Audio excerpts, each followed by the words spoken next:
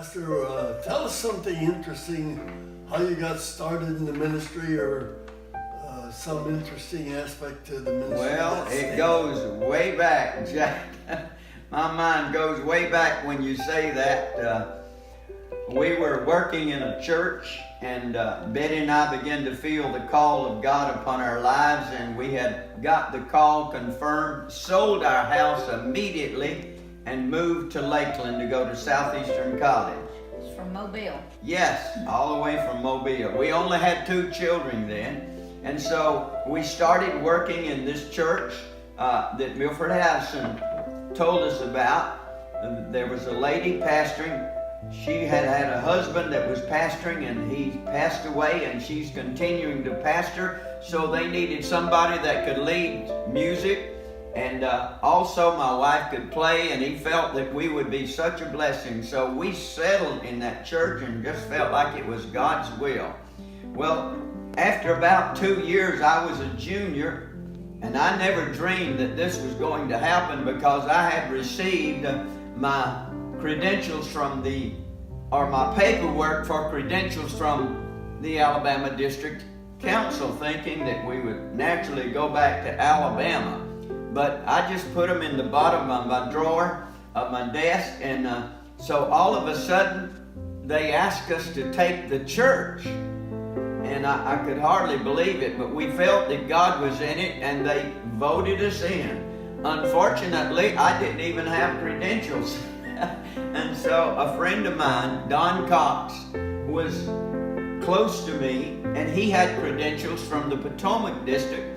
And he said, well, if they'll let me, I'll just fill in until you meet the committee next month. So by the 15th of October, 1966, when I started, I was able to be voted on, and I got 100% vote, and that's how we got started. And we were there 11 years as pastoring, 13 years in Lakeland. And all of a sudden, God began to deal with my heart about future ministry.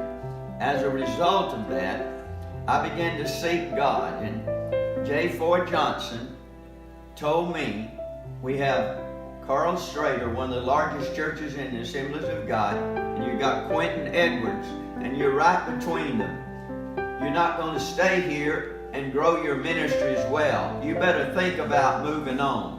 So, but we've been thinking about it, and I sought God, and I tried to go here, I tried to go there, I tried to go everywhere it looked like, and I was just having struggles, and I was trying to make the adjustments in summer because Rhonda was going into the 12th grade. So I decided. We went to General Council and came back, and Max McGlashan got me out of bed Saturday morning and said, we want you to come candidate in our church at Inverness First Assembly. Well, I didn't feel like that's where God wanted me to be, but we went. And as we began to go, God began to deal with our heart. And so we committed it to God. We preached, and we felt God was in it, and I was elected with 100% vote. We've been sitting here thinking about our past and so on.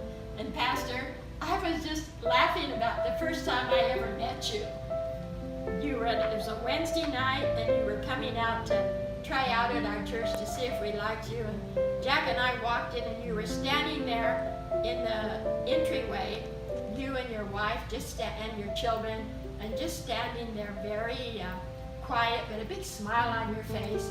But you looked like, I thought, this is our next pastor. He's 15 years old. You had a page boy haircut. Your bangs were clear down to your eyes, and you look so young. Haircut. You look so young. And I thought, oh, that has to be the son of the pastor that's coming.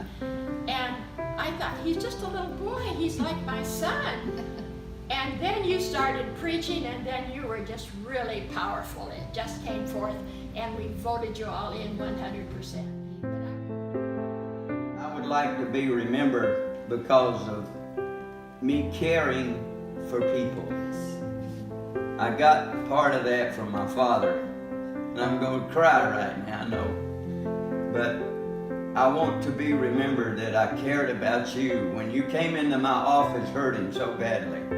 Or when I was in the hospital and you lost a loved one.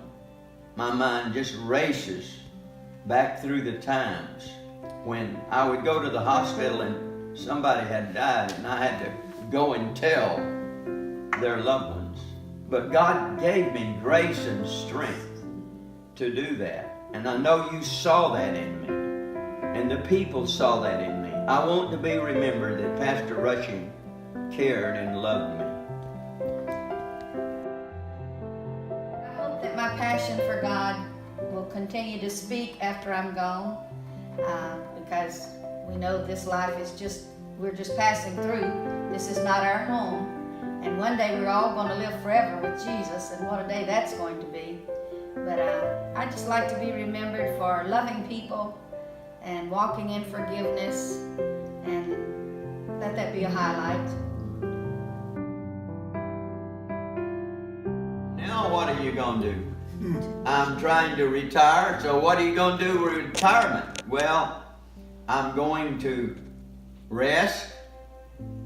I'm going to read. And we're going to travel some. And I might even drill a well in Africa to get some of those poor kids that have to walk for miles to get water. Okay? Sounds good to us.